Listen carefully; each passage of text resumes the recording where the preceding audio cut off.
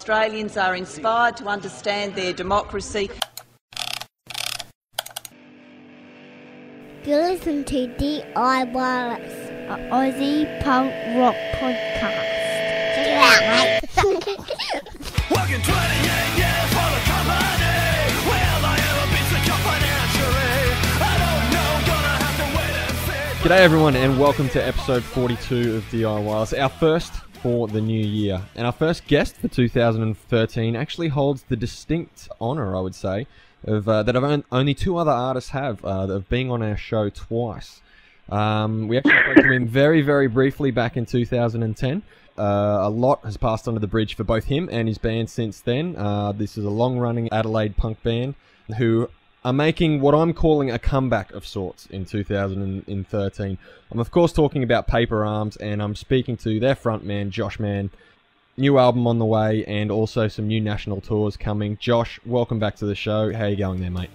Hey, good, thanks, man. How are you?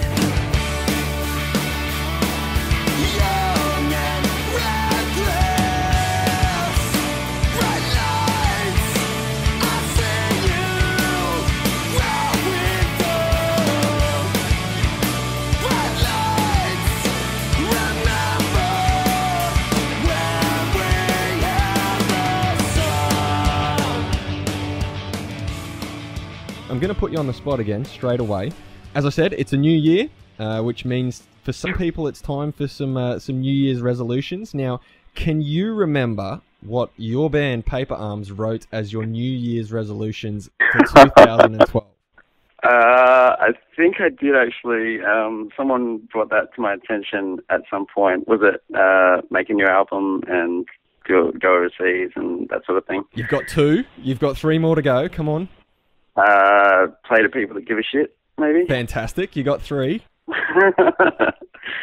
Oh, play all ages shows. Yeah, very good. You've got up to four. And like most New Year's resolutions, we failed miserably. I don't think so at all. You've done incredibly well, because we're only a few days into 2013, and a good number of these are checked off the list. You've got the new album is done. It's about to come out within the next week or so. And one thing I was going to ask is, you are getting overseas. You're getting to Europe. That's still sort of up in the air at the moment, or are things sort of booked or coming into place?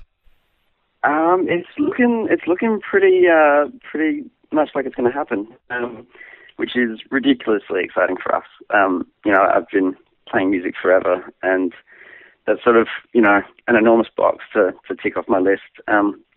But yeah, we've sort of made some good friends over there that are helping us out and booking some stuff. So it's looking like June, and it's looking like we're going to be doing 30 shows in 31 days, and then probably dying. Have you got the stamina, or is there going to be some training in order? I don't know. I think the biggest run of dates we've ever done was maybe 6 or 7 with Strike Anywhere in a row, and we got to the end of it in one piece, but that's a long way off 30. Let's look at that list a little bit more. So you did. The other thing I was going to ask you about is, and you mentioned it there, you said find more people that give a shit. Now, I looked at that and I couldn't quite work it out. What did you mean by that? I guess I don't know. It's kind of a strange thing. Like this is my favorite band that I've been in. And probably, especially in Adelaide, it's probably the smallest band I've been in. I've played in pop punk bands that,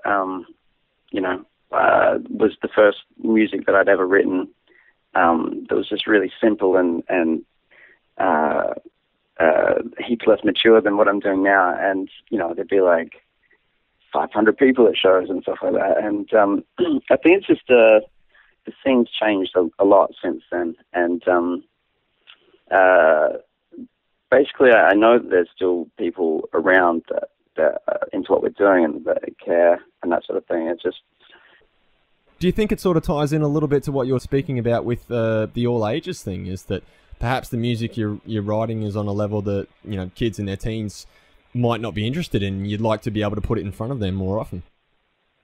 Yeah, for sure. I mean, but it's funny. I think that's one of the things that's changed a lot as well, is that kids aren't really involved in live music the way they were when I was young. Like I was going to shows every weekend since I was 13, because at the time, like the laws in Adelaide, especially, like allowed that. They had licensed all ages shows, and you could just go and enjoy music. And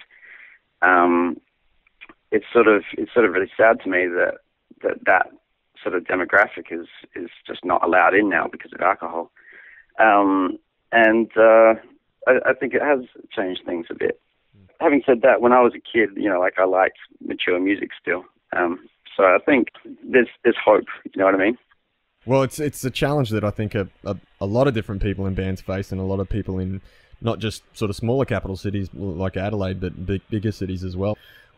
We've got lots more to talk to Josh about, but we're going to move straight into playing some music. Josh, as our guest, of course, always gets to choose some songs for the episode. Now, pressure's on here, Josh. First song that we're going to play in 2013. So, what are you going to play for us? I'm going to go with Blue Liner from Good Riddance, just because we get to play with them soon at the Hits and Pits Festival, which I'm super excited about. They've been one of my favorite bands since I was 13, 14. So play that one.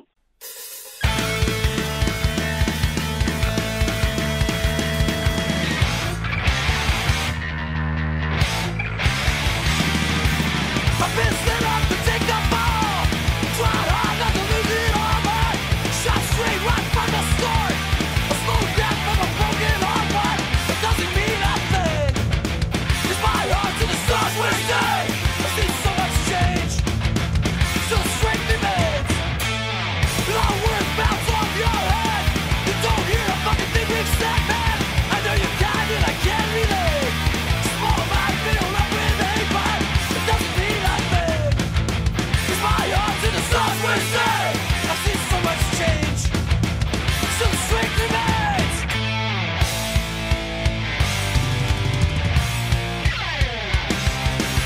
You try to act so satisfied. It's like it's some outward.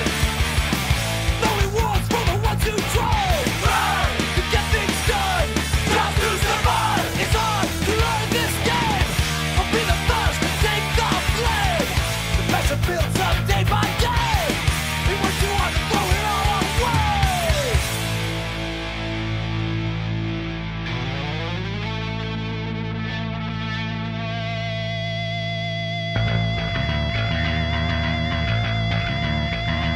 Away!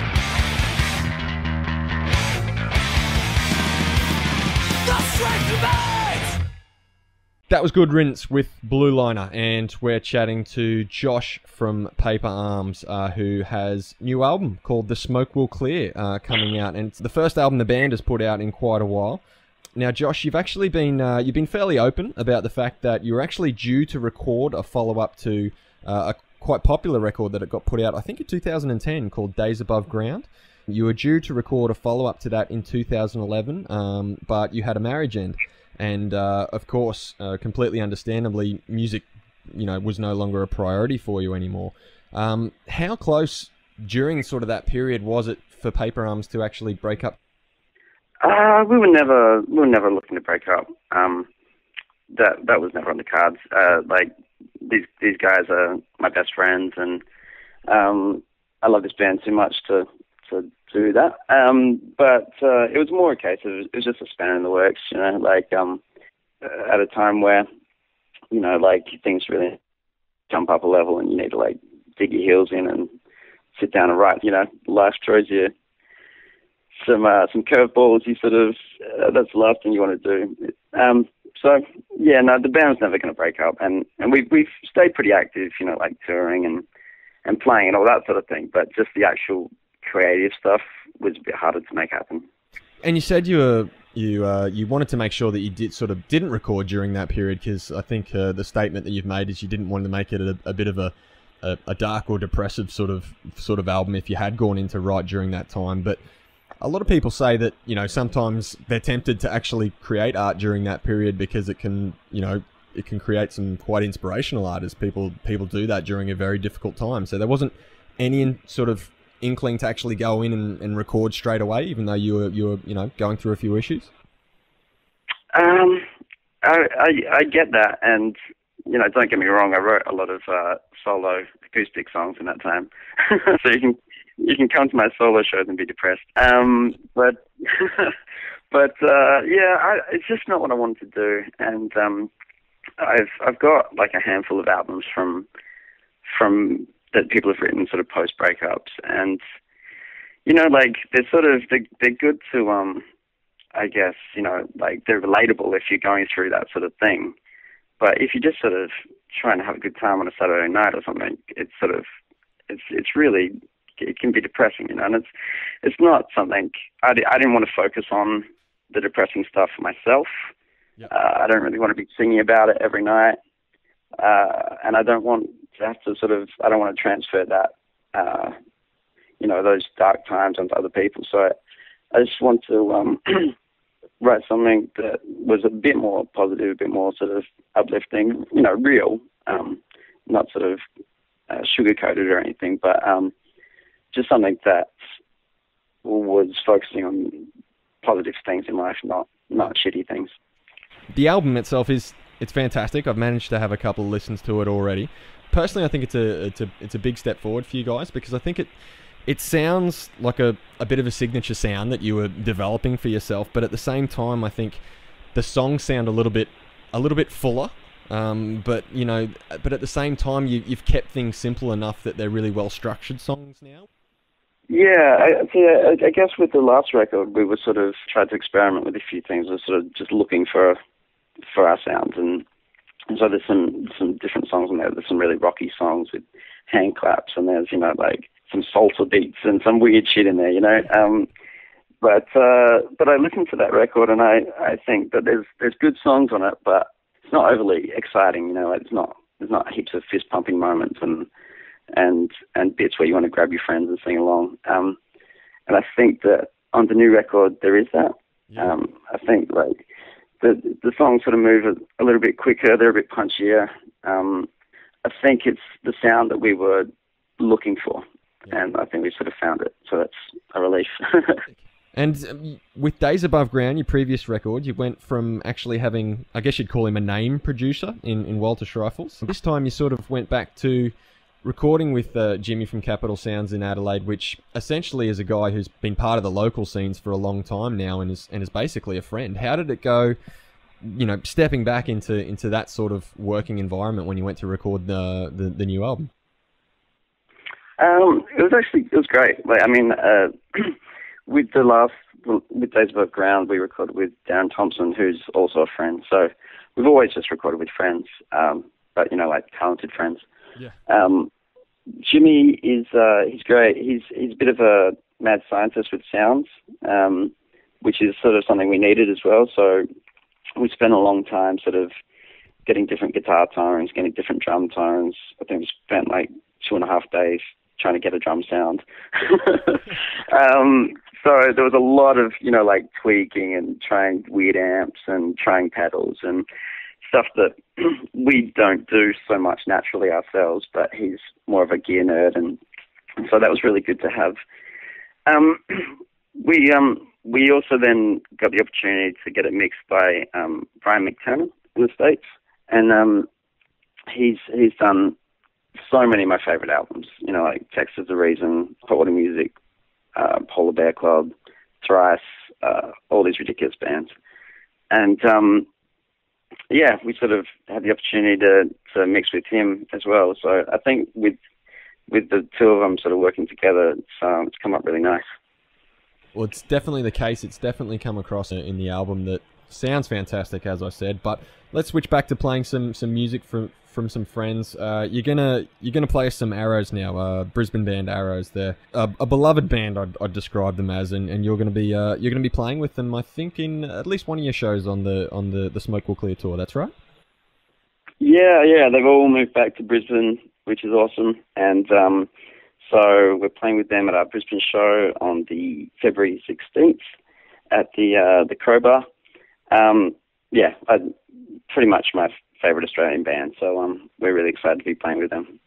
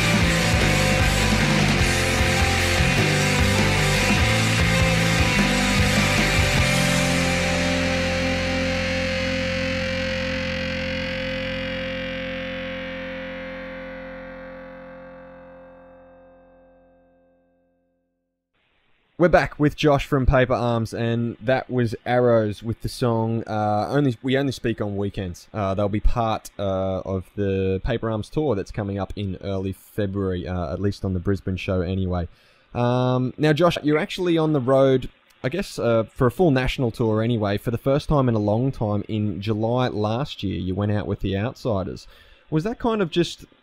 You were kind of just testing the waters again after a bit of a break from a consistent sort of tour? It was just time for you to get out and see what it was like again on that Outsiders tour? Oh, kind of. I mean, I guess it's something to do. Liam from the Outsiders had sort of been trying to hook up something with us for a long time, and we had nothing on, and the timing was right, and so we did that. Anything different? Has anything changed over the years while you've been out on the road? Are you noticing anything once you go to different cities? Yeah, of course. A lot of old friends are disappearing. A lot of younger kids are coming up. I'm noticing a trend where every city I go to now there's a band that sounds like Title Fight, which is fine. Yeah, I don't know. It's sort of it's nice. There's a constant flow of sort of new faces coming out and that sort of thing. You mentioned that you were still playing shows regularly. You were supporting bands that came through Adelaide, but as you said, perhaps you weren't doing national tours as regularly as you were in the past. In 2011, or around about then, you were out pretty regularly. You were out with bands doing national tours with Strike Anywhere, with Bridge and Tunnel. You almost made it all the way over to the States for the fest. Coming into 2013 is your next big batch of touring. Were you worried that you'd lost a bit of momentum from back when you were so busy back around that sort of 2011 period? It is a little bit like that, and I think that I guess that's why bands need to keep pumping out records, because people are sort of only interested if you got new material, and it's like, why would you tour, if you don't have a new product to sell, sort of thing. But for us, we tour because we like playing. But I guess that's the downside, isn't it? To not having new material. But yeah, it does feel like we're getting a bit more momentum now, and it's really exciting. It's refreshing, and I'm glad that we sort of pushed through and made the record happen, and we can have some fun with it again. It's good to hear that you're excited about getting back out on the road again. Go out and check. It's very early February. That's the run of shows for Paper Arms. But we're going to get back to playing some more music right now. This is a band that I was introduced to just last year, and you said yourself, Josh, that you've only just recently sort of been getting into their music. It's a band called Dikembe. Can you tell us a little bit about them? I was just in Poison City a couple months ago, and Andy had something playing, and I said, "What is this?" And he said, "Dikembe," and I bought the record, and it's sick, so enjoy.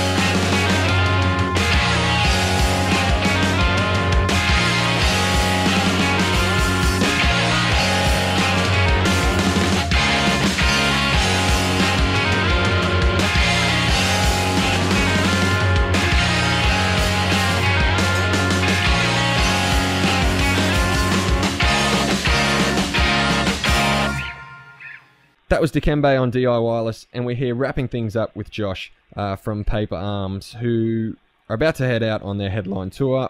Part of that tour, I was going to ask Josh, is going to feature a band called Perspectives. I think they're from the Sydney area. I'm actually testing my knowledge right now. Do you know much about them? I heard a couple of songs. They sound pretty interesting. Yeah, there's a young band from Sydney. They're another one that sort of every time we go to Sydney, we get an email saying, "Can we play with you?" And so the stars just align this time, and I really am loving everything that I hear from them. I haven't actually seen them yet, but I'm looking forward to. They've got a new EP coming out, and so we're sort of combining our launches in Sydney, Canberra, and Brisbane, and they're bringing a band called Surrender from Melbourne with them as well. So it's cool. It's we always like to play with some different bands, and you know, when I was growing up, every show had a mixed bill, and I sort of like to sort of keep that alive if we can. So it's going to be good. Great for you guys to be playing in front of some people that, you know, as they gain in popularity, they'll be, you know, bringing along some fans for their EP launch and be seeing you for the first time as well, I guess. Yeah, I mean, I think it's healthy for every scene to sort of mix it up like that. You know, my musical tastes are so varied that I could, you know, I get bored if I'm watching a show where every band sounds the same. So I think other people are probably similar as well. So yeah, I think it's going to be good for everyone. Are you saying you're going to perhaps next time Paper Arms is out on the road, maybe bring some hip hop along to open up the show? Yeah, have you got the memo? We're going out with a Hilltop Hood Adelaide Pride tour. Yeah, it's going to be really exciting. But the other tour you do have coming up, as you've mentioned briefly when we played the first song, is the Hits and Pits tour, which you said you're super excited about. There's a bunch of bands. There's some overseas bands like the Mad Caddies, Good Riddance, and the Flatliners are playing. You're also getting to share the stage with, I know, some good friends of yours, like Jen Buxton and Jamie Hay. Now, we couldn't get a rise out of Jamie Hay on the last show, but you've got to tell me that you're excited to hear some Diesel Boy and $1 Short covers on acoustic guitar. Or, sorry, the actual bands themselves playing them. Actually, can I say, if I see the Pants Are Falling Down song by Diesel Boy, this is a classic. I will be singing along to that. That's the only Diesel Boy song I know, but I will be singing along to that. We know you will be singing some Good Riddance songs as well, but the Hits and Pits tour, it's a big one. In late March that's going on, so make sure you get down. I'm guessing somewhere slotted right into the middle of that bill will be Paper Arms, so if you're thinking of heading down, make sure you get down there early enough to catch up with those guys.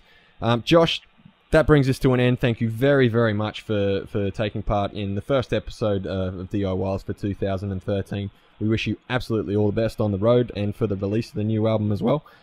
We're going to play one of your songs to go out off the new album, and the song's called Choke. You've decided to play, and you decided to choose this because it's a little bit different to what, you know, people who are fans of the band might be used to from you. Do you think that's right? Yeah, it's a little quick.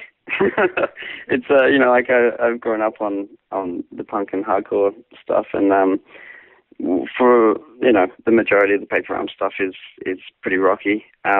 But for this one, we decided to sort of just delve a bit back into that and keep the album moving along. So just thought it's an interesting thing, showing a different side of the band. Sure, and I'm guessing a fun one to play live too? Except for our drummer Tom, who hates it. Yeah, sometimes those drummers get a bit too comfortable in those mid-tempo songs. But this is Choke. Thank you very, very much, Josh, for joining us, and we wish you all the best with everything coming up in the next couple of months. A busy couple of months for Paper Arms. Yeah, thanks for having us, man. No worries at all. Cheers. This is Choke from Paper Arms. Episode 42 of D.I.Wireless is a wrap. Thanks for listening.